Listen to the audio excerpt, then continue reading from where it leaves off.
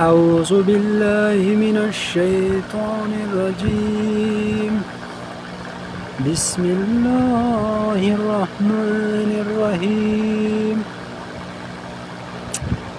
القارعة ما القارعة وما أدراك ما القارعة يوم يكون الناس كالفراش المبثوث وتكون الجبال كالعهن المنفوش فأما من ثقلت موازينه فهو في عيشة راضية وأما من خفت موازينه فأمه هاوية وما أدراك ما هي نار حامية.